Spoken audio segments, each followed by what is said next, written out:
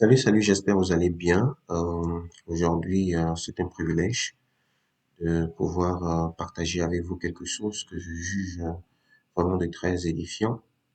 Alors, beaucoup de choses qui se disent aujourd'hui sur la toile concernant la religion, concernant les animistes, et je pense que c'est un sujet qu'on ne peut vraiment pas se passer de ne pas également apporter son point de vue.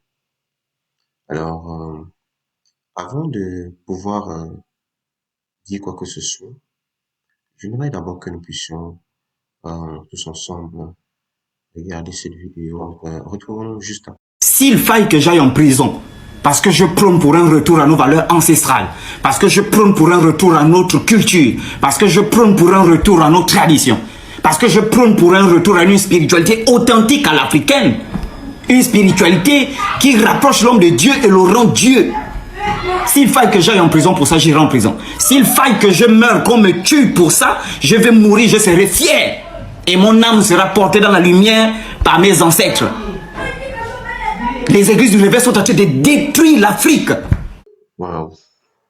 Alors, j'espère que vous avez écouté euh, ce qu'il a eu à dire, comment il prône l'animisme, s'il faut qu'il aille en prison pour prôner un retour aux valeurs, s'il faut qu'il aille en prison euh, pour prôner un retour aux cultures ancestrales et tout cela. Et nous allons d'abord commencer par pourquoi est-ce qu'il s'est tout d'un coup lancé dans ces idéologies, pourquoi tout d'un coup il s'est lancé dans cet activisme euh, ancestral, si je peux le dire ainsi. Qu'est-ce qui n'a pas vraiment marché? Et n'oubliez pas, euh, je suis tombé dans une des vidéos sur les réseaux sociaux, il disait comment il a été aux assemblées de Dieu, il a été à la danse chrétienne, il a été ceci pendant 19 ans, da, da, da, da, da. Et j'aimerais dire que tu peux être à l'église pendant même 20 ans, voire même plus, sans jamais avoir relation avec Jésus. Ce qui est important, c'est d'avoir une relation avec Dieu en allant à l'église, apprendre la parole de Dieu, apprendre les choses du royaume. Et lorsqu'on apprend les choses du royaume, on reçoit une marque du royaume, on reçoit une empreinte du royaume. C'est-à-dire, si en 19 ans, tu es allé à l'église et tu n'as rien appris de Jésus, et tu sors aujourd'hui avec des idéologies contre la Bible, ça n'a vraiment pas de sens, ça montre que tu n'as jamais eu cette relation avec Jésus. Euh, je ne voudrais pas jouer beaucoup de vidéos parce que, bon, je sous-entends que beaucoup d'entre vous avez déjà vu tout ce qui se passe sur la toile et les débats et ceci est monté, c'est descendu. Ce que j'appelle juste du cafouillage. Euh, certes, c'est un message à l'Église, euh, mais également, ça ne fait pas de l'Église euh, une institution ou un domaine sans valeur. L'Église a sa place dans la société. Certains pourront dire, je ne suis pas religieux, ça n'a rien à y voir. Certains pourront dire, oh non, c'est une religion importée. Vraiment, c'est mieux de retourner aux ancêtres, à la culture des ancêtres. Très bien. J'aimerais juste te dire quelque chose. Si aujourd'hui vous qualifiez euh, la religion chrétienne comme étant une religion importée des Blancs, et que vous prenez l'animisme, alors je pense que vous êtes à blâmer, vous les animistes entre guillemets. Pourquoi utilisez-vous des téléphones? Parce que si vous utilisez des téléphones, c'est le blanc. Pourquoi avez-vous la télé chez vous? C'est le blanc. C'est la technologie. C'est le blanc. Quand vous sortez de chez vous, vous prenez un taxi. Le taxi également, c'est le blanc, c'est la technologie. De l'Occident, c'est le blanc. Aujourd'hui, ce même monsieur, je pense qu'il est allé à l'école et déjà de la maternelle, s'il parcours primaire, secondaire, jusqu'à l'université, avant d'avoir tous ces diplômes universitaires, c'est le résumé de beaucoup d'années d'études. Autrement dit, c'est le résumé des livres qui t'ont été donnés et que tu as lus et ça t'a illuminé. Et lorsque tu as lu ces livres, la plupart de ces auteurs, des auteurs de ces livres, ont écrit ces livres quand tu n'étais même pas encore né. Mais tu n'as jamais questionné ces livres. L'enfant de la CIL aujourd'hui, jusqu'au niveau universitaire, a tout un lot de livres. Mais personne ne questionne pourquoi ces livres, qui est l'auteur. Personne ne questionne. Mais ces livres vous ont apporté et vous amènent une illumination, la connaissance. Vous avez les diplômes, vous êtes fiers. C'est le blanc. Citez-nous seulement un seul ancêtre qui a écrit ces livres, qui vous procure aujourd'hui des diplômes secondaires, universitaires. Citez seulement un seul ancêtre. En fait, je pense que ce qui se passe aujourd'hui, c'est un agenda satanique contre l'agenda divin. J'aimerais d'abord commencer par dire que si vous n'avez pas questionné les livres qui vous ont été donnés depuis votre parcours scolaire et jusqu'à ce que vous avez eu des diplômes, ces diplômes ne sont pas des diplômes ancestraux. Mais personne n'a questionné cela. Mais plutôt ça a été l'objet de beaucoup de résistance parce qu'on t'a donné un diplôme, tu as eu le baccalauréat, tu as eu ceci, tu as eu cela, tu as eu ceci, tu as cela, tu as la maîtrise, tu as la licence. Aujourd'hui, tu te dis intellectuel. Non, tu te dis intellectuel sous couverture du blanc. Alors, déjà, lorsque nous tombons malades, c'est couverture du blanc. Alors, j'aimerais te dire, toi, ce jeune homme qui t'exhibe sur la toile, j'aimerais juste te dire quelque chose. Affaire église, là, faut laisser ça. C'est pas ton niveau. Jésus, là, c'est pas un Dieu fait de main d'homme. Alors, j'aimerais juste te dire à ce jeune homme, l'affaire église, c'est pas ton niveau. C'est pour dire c'est un agenda et il y a pour mission de discréditer l'église. De faire croire aux gens que Jésus, là, n'a jamais existé. Parce que la finalité de tout ça, c'est pas en fait les faux pasteurs. Parce que si on veut parler de faux pasteurs, il y a toujours eu des faux pasteurs depuis les temps anciens. Même au temps de Jésus, il y avait des faux pasteurs. Même à l'Ancien Testament, la Bible parle de l'histoire d'Élie et des prophètes de Baal. Il y avait toujours également des faux pasteurs. Au temps de Jérémie qui fut utilisé pour passer le jugement, pour réprimander le peuple de Dieu et ceux qui allaient à la dérive contre les commandements du Seigneur. Donc, le faux a toujours existé. C'est pas quelque chose de nouveau. Alors, j'ai vu comment dans cette interview, tu passais le temps à insulter les gens, insulter. C'est pas ça l'activisme. Déjà, j'ai constaté que tu n'as pas de respect. Même quand tu es sur le plateau, tu es tellement hautain, gonflé. Si c'est vraiment l'animisme que tu prônes, c'est vraiment dommage. Alors, si tu prônes l'animisme, avant de venir sur le plateau, il faut porter des peaux de bête. Il faut plus utiliser les téléphones parce que c'est le blanc. Ne regarde pas la télé, c'est le blanc. Ne voyage pas, n'utilise pas l'avion, c'est le blanc. Il faut marcher à pied. Et ne porte pas les vestes parce que tu ne peux pas réprimander le blanc tant que toi tu t'habilles en style occidental. C'est le blanc. Alors, qu'est-ce que je vais dire par là? Même quand nous tombons malades, nous n'allons pas dans la forêt pour frotter des herbes, nous allons à l'hôpital. L'hôpital, là, c'est la médecine moderne, c'est le blanc. Ceux qui sont médecins aujourd'hui, c'est combien d'années d'études? Beaucoup d'années d'études. Beaucoup de livres qu'ils ont étudiés.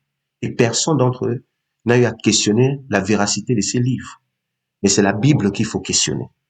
C'est-à-dire, on accepte d'autres livres et ça nous apporte la connaissance et nous sommes illuminés et nous nous proclamons des intellectuels. Mais la Bible, il faut qu'on la questionne si c'est la parole de Dieu ou pas. C'est pas un débat. La Bible est un livre sacré. C'est la parole de Dieu.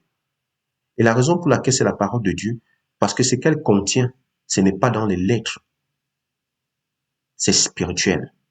Pour ceux qui ont eu à lire la Bible, si tu consacres ne serait-ce que une semaine en lisant ta Bible, tu vas constater que l'Esprit de Dieu va te transporter dans un règne hors de l'ordinaire. C'est pourquoi on l'appelle le livre sacré. C'est pourquoi on appelle le livre le plus populaire de toute l'histoire de l'univers. Et c'est pourquoi ce livre prône le sauveur de l'humanité qui est Jésus-Christ de Nazareth. C'est le nom qui fait mal aux satanistes. C'est le nom qui donne des maux de tête aux activistes, gangaïstes ou maraboutistes ou ritualistes ou ancestraux. C'est le nom qui est au-dessus de tout autre nom, sur la terre, dans les cieux, sous la mer. Partout, l'univers reconnaît que Jésus est le nom le plus populaire de tout l'univers. Et il est la tête de l'Église. La Bible dit qu'il est le chef de l'Église.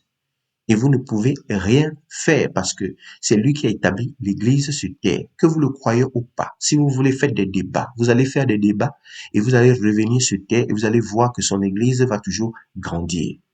Alors, venir sur la toile et dire comment tel est faux, tel pasteur est faux, tel a fait ceci, tel a fait ceci. Ce que vous reprochez les autres pasteurs d'avoir fait, ça se fait aussi dans votre famille. Ça se fait aussi dans votre domaine. Dans le domaine politique, il y a des abus sexuels. Dans l'église aussi, il y a aussi des abus sexuels. Pourquoi? Parce que aussi longtemps qu'on traite avec des hommes, l'homme est faillissable. Jésus n'est pas venu pour les hommes parfaits. Il est venu pour les pécheurs. L'Église aussi a son système de fonctionnement, si vous ne connaissez pas. L'Église aussi a un conseil de discipline. Alors ne pensez pas que quand les gens vont à l'Église, ils n'ont rien à faire, c'est du laisser aller. Non. Il y a aussi à l'Église un conseil de discipline qui discipline les indisciplinés. De la même façon, même dans le milieu politique, le milieu sanitaire, le milieu académique, il y a un conseil de discipline pour toute personne qui va à la dérive. Pourquoi est-ce que c'est un scandale lorsque vous entendez que telle personne dans l'église a eu à faire ceci? Et ce n'est pas un scandale quand une personne aussi fait la même chose dans votre famille. Ou peut-être, puisqu'il passe son temps à dire où les pasteurs sont montés, ils ont fait ceci, ils ont fait cela, alors que, regardons par exemple dans le milieu politique, ça se passe. Combien de politiciens nous sommes tous sur la toile? Combien de politiciens on a eu à exposer par rapport à ces choses sur les réseaux sociaux? Est-ce que ça veut dire que tous les politiciens sont des mauvais politiciens? Non. Combien de médecins ne font pas leur boulot? Combien de médecins ont eu à même causer la mort de plusieurs patients? Est-ce que ça veut dire que tous les médecins sont mauvais? Non. Dans le domaine académique, je me rappelle lorsque j'étais à l'école primaire, il y avait un de nos enseignants, je crois il était en classe de CE2 ou CM1, qui avait, euh, qui avait violé une petite fille. Il avait violé cette petite fille et ça n'a pas empêché qu'on ne puisse continuer les études. Alors, le problème en fait ici, c'est que vous jouez à la mafia parce que ce que vous jouez, c'est du game. Vos pages sont monétisées et c'est pourquoi il faut se servir de l'église pour avoir la visibilité. Vous voulez vous servir de l'église parce que vous savez que sans l'église, vous n'avez pas de visibilité. L'église est cette institution divine établie par le Seigneur qui rassemble le plus grand nombre de personnes, le plus grand nombre de religieux dans le monde. Dire même que c'est l'affaire des Blancs, c'est être ignorant parce que quel est ce blanc qu'on prie dans tous les continents du monde? Il y a d'autres religions qui ne figurent même pas dans tous les continents du monde. Il y a des religions dans ce monde, mais qui ne rassemblent pas le plus grand nombre des croyants. Il y a des religions dans ce monde dont on ne ressent pas l'impact comme l'impact que Jésus crée. Alors c'est pourquoi le mouvement satanique est offensé parce qu'aujourd'hui, les églises, les gens se tournent plus maintenant vers les églises parce que ils sont fatigués de servir des puissances ancestrales qui les ont apporté rien d'autre que la destruction. On te dit par exemple, si tes affaires ne marchent pas, tu dois aller verser l'huile sur le crâne de ton grand-père. Et si tu verses l'huile une fois, on te dit que non, le grand-père est fâché, il faut encore venir verser. Il faut encore venir verser. Alors quel est ce grand-père qui voit son petit-fils souffrir et ne peut pas aider son petit-fils? Il faut venir verser de l'huile, il faut venir verser ceci. Pourquoi? Parce que ce sont des entités spirituelles. Ils ont pour mission de détruire. Et c'est pourquoi, pour les apaiser, il faut venir avec de tels rituels. Alors vous avez parlé du retour euh, aux puissances ancestrales, au retour à la culture ancestrale. Mais la vérité, c'est que vous ne voulez pas nous dire comment les ancêtres ont eu à détruire la vie des gens, certains ancêtres, je veux dire. Vous ne voulez pas nous dire comment, même aujourd'hui, dans beaucoup de pays africains, comment il y a encore ces rituels, des pratiques ancestrales, où on sacrifie des vierges, où à une certaine heure, on est autorisé de sortir. Euh, Parce que si on te trouve dehors, on va t'arrêter et on va te sacrifier. Alors vous ne parlez pas de ça. Et la plupart même de ces ancêtres qui sacrifiaient, ils ne touchaient pas leurs propres enfants. C'est ce que vous ne parlez pas. Vous ne parlez pas comment les ancêtres passaient le temps à se batailler, je vais dire, et qu'il y avait une sorcellerie de haut degré. Et la raison pour laquelle les gens se détournent aujourd'hui de l'animisme, parce qu'ils ont constaté que c'est de la sorcellerie. Je me rappelle l'histoire du maman qui avait un fils unique. Et nous sommes allés dans ce village pour une œuvre missionnaire. Alors, cette maman avec un fils unique à l'étranger. Elle était du style qu'elle disait, oh, je crois plus aux ancêtres, je ne crois pas à votre religion importée, entre guillemets. Et son fils était parti à l'étranger. Le jour qu'il est venu voir sa maman, et de l'aéroport, en arrivant à la maison, il a enlevé les habits sur lui. Alors, qui était à l'origine? C'était des activistes du mouvement ancestral, des rituels ancestrales, qui sont allés voir un marabout en disant qu'on devait affliger cet enfant parce que la maman de cet enfant mangeait l'argent que son fils envoyait tout seul. Et c'est comme ça qu'on a affligé ce jeune homme par un esprit de folie. Il a vu sa maman, il a enlevé les habits sur lui. Alors si c'est ça l'activisme, traiter avec des entités spirituelles, destructives, qui n'ont que pour but de détruire la vie des gens. Parfois maintenant, les gens même qui vivent à l'étranger, lorsqu'ils arrivent maintenant dans leur pays, ils évitent le plus souvent même leur village parce qu'ils ont peur qu'on va leur faire du mal. Donc l'animisme est devenu plutôt une jungle de sorcellerie. Donc si vous voulez pointer du doigt à la chrétienté, essayez d'abord de vous mirer et de voir ce que vous pouvez produire. Qu'est-ce que l'animisme a produit dans cette génération que nous sommes? Est-ce que nous a bâti des écoles? Est-ce que l'animisme nous a même créé des centres de formation pour les emplois? Est-ce que l'animisme a eu à délivrer les gens des oppressions sataniques comme l'Église? Ça me rappelle une jeune sœur également, très proche à moi, qui faisait pipi au lit. Elle avait plus de 40 ans. Elle était mariée. Et un jour, elle passait près de l'église, elle était toujours réticente à l'église, et elle passait près de l'église et elle a ressenti comme quelque chose qui est sorti en elle. Elle est passée près de l'église parce que l'église était juste proche de la maison où elle allait. Donc elle est juste passée parce qu'elle allait voir un membre de famille, un truc comme ça, mais elle est passée juste près de l'église, entendant comment l'église, les membres de l'église criaient, et ils chantaient, ils priaient et tout ça. Et elle dit qu'elle a ressenti quelque chose qui est sorti de son corps. C'était le moment là qu'elle a cessé de faire pipi au lit. Et c'était quelque chose de honteux, d'humiliant pour elle, parce qu'une dame, depuis de la quarantaine, qui est mariée avec des enfants, elle vivait avec son mari qui faisait pipi au lit, et son mari a supporté, elle a enduré tant d'humiliation à cause de cela. Et Dieu a fait, elle ne pouvait même pas rendre visite à certains membres de famille parce qu'elle ne pouvait pas supporter cette humiliation. Mais Dieu lui a fait grâce pour lui dire que je t'aime et je suis venu à la croix pour mourir pour toi. Alors, depuis ce temps, elle a donné sa vie au Seigneur et elle est repartie dans cette église, demander pardon à Dieu, demander pardon pour tout ce qu'elle a eu à faire. Et c'était comme ça qu'elle a commencé à servir le Seigneur. Ce peuple de Dieu que vous voyez aller à l'église, vous dites que non, ils sont des ignorants. Vous dites que non, ils ne savent rien. Vous dites que non, ce sont des aliénés. C'est ce peuple, ce qui Dieu compte pour pouvoir sauver les vies. Laissez-moi vous dire, vous les soi-disant activistes de l'animisme, en dehors de la sorcellerie que l'animisme a produit, je ne sais pas si l'animisme a eu un jour construit l'école ou construit des hôpitaux. Alors, j'aimerais juste dire ceci. Jésus est Seigneur, que vous le croyez ou pas, ça ne changera rien.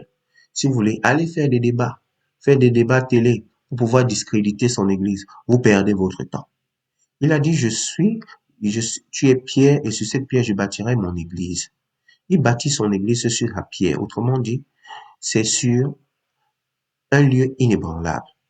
Il a dit que le jugement de Dieu va commencer à l'église. Autrement dit, c'est lui le chef, la tête de l'église qui va porter son jugement. Alors, avant de juger les autres, rassure-toi que tu sois également un exemple. Parce que tu ne peux pas venir pointer du doigt à telle personne alors que tu n'es pas un exemple. Tu accuses les pasteurs de fornicateurs et d'adultères et tout de consort. C'est pas du nouveau. Toi-même, tu es fornicateur, tu n'es pas marié, mais tu forniques. Tu forniques. Nous savons tous que nous vivons dans une société où tu peux faire quoi que ce soit, tu peux avoir n'importe quel métier dans la société, mais à partir du moment où tu te proclames pasteur, ça fait déjà mal au diable et le diable, avec son armée, se prépare à te discréditer. L'œuvre pastorale n'est pas du chocolat. L'œuvre pastorale est une œuvre très délicate et ce n'est que pour les appeler. Ça ne veut pas dire qu'il y a d'autres qui se sont auto-appelés. Ça ne veut pas dire qu'il n'y a pas de déviance. Il y a des déviances partout. Il y a des brebis galeux partout. Alors, ce que tu reproches les hommes de Dieu là, ça se passe également dans ton secteur. Il y a des animismes voleurs, il y a des animismes violeurs, il y a aussi des animistes fornicateurs, il y a des animistes qui vivent dans l'adultère, il y a des animistes qui sont des destructeurs de destinées, et il y en a partout. Alors l'Église, comme je disais tantôt, n'est pas fait des hommes parfaits. C'est fait des personnes comme vous et moi, qui ont aussi des faiblesses, qui ont aussi des imperfections.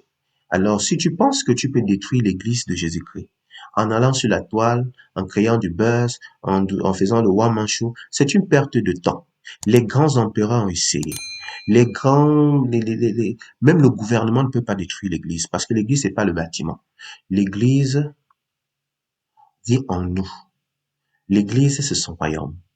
Ça a été imputé en nous par notre Seigneur Jésus-Christ, par le biais du Saint-Esprit, en l'acceptant comme Seigneur et Sauveur personnel. Alors toi, qui veux se servir de l'Église pour faire du buzz, pour avoir des vues, parce que tu as un compte monétisé et tu veux te faire de l'argent. Non, fais-toi de l'argent en créant du contenu animiste. Et c'est là où on saura que vraiment tu prends l'animisme. Fais-toi de l'argent sur fais-toi de l'argent en montrant aux gens les bienveillances de l'animisme. Parce que ça semble plus que de discours et rien de pratique. Parce que tu n'as rien apporté. Et je constate pourquoi vous, les Nganga, vous êtes frustrés. Tu as eu à dire que tu allais te faire initier en forêt. Nous aussi, nous avons été initiés. Jésus nous a initiés. Ton initiation ne nous dit rien. Pourquoi est-ce que notre initiation te fait problème? Alors, tu perds que ton temps. Parce que tu le crois ou pas, Jésus-Christ est Seigneur. Que tu le veux ou pas, Jésus est Seigneur, il est vivant et il vit éternellement. Et pour toujours, il sera célébré. Et plus tu vas le faire, plus nos églises vont s'accroître, plus les gens viendront à Jésus-Christ. Et rassure-toi, et regarde un peu mon frère, après ton débat, regarde dans nos églises, les gens sont toujours remplis. On te dit que tu ne peux rien faire. Ce que tu veux prôner là, c'est pas du nouveau. Ne viens pas nous dire que les pasteurs ont fait ci, sont montés. On connaît déjà. On a grandi dans ça. On connaît que l'église a ses imperfections. On connaît que tel a fait ci. On connaît déjà ça. C'est rien du nouveau. Laisse comme ça. Ce n'est pas toi qui pourras venir faire de la morale parce que tu n'es pas un exemple. L'exemple, c'est Jésus-Christ de Nazareth.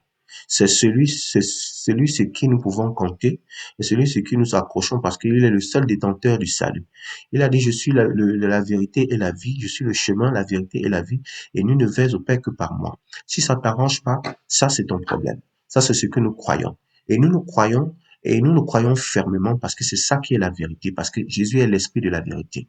Alors toi, tu es attaché à tes soi-disant génies, pratiques ancestrales, parce que l'esprit de ces génies, de ces puissances ancestrales se manifeste à travers toi. L'esprit aussi qui a ressuscité Jésus-Christ d'entre les morts, le sauveur de l'humanité, vit aussi en nous. C'est pourquoi nous l'acceptons, c'est pourquoi nous le croyons, c'est pourquoi nous le servons, c'est pourquoi nous sommes soumis à sa parole, et rien ne pourra nous ébranler. Ni les débats, ni les buzz, ni quoi que ce soit. Jésus est Seigneur et reste Seigneur, et il nous a donné sa parole, qui est sa Bible, et c'est indéniable. Donc, je l'ai dit, pourquoi? Parce que le temps est venu que l'Église puisse savoir que ce Jésus-Christ-là, ce n'est pas un Dieu fait des mains d'homme. Nous allons le servir, nous le servirons à jamais, nous le servirons pour sa gloire, et personne d'autre ne va l'enlever de nos cœurs.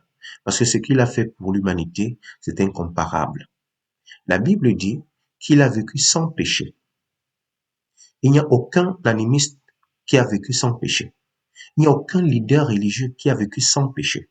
Seul Jésus-Christ de Nazareth a vécu sans péché. C'est pourquoi il est Dieu Il est le Dieu fait chair qui est venu parmi nous, il a habité parmi nous et nous avons contemplé sa gloire. Donc c'est la raison pour laquelle je le dis encore, que vous les soi-disant animistes, vous ferez mieux de donner vos vies au Seigneur avant qu'il ne se fasse tard, parce que vos œuvres n'ont pas de sens. Retrouvons-nous juste à la prochaine édition. Tous ensemble, nous allons parler des bienfaits de la chrétienté et vous saurez que, effectivement, on ne perd rien en croyant en Jésus-Christ de Nazareth. Je vous laisse et retrouvons-nous juste à la prochaine édition. Que le Seigneur vous bénisse. Et si vous n'êtes pas encore abonné, n'hésitez pas de vous abonner. Que le Seigneur vous bénisse. Shalom.